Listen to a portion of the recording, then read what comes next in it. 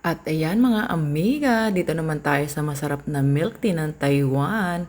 At alam niyo ba mga amiga, ilang beses kaming bumalik dito sa sarap ng milk tea. Siguro naka 10 times kami mga amiga. Yan naman po yung pagka bumili ka ng milk tea, bubunot ka ng iyong lucky for today.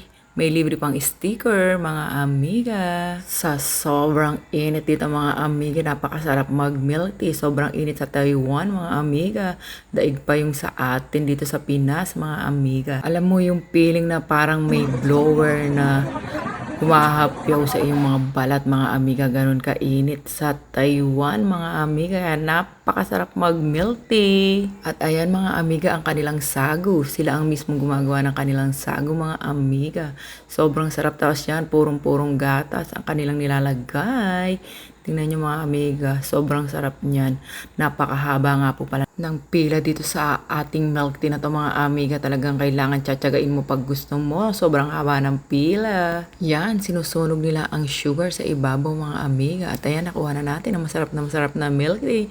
Tikman natin ang lasa ng ating milk tea. Sobrang sarap niyan mga amiga.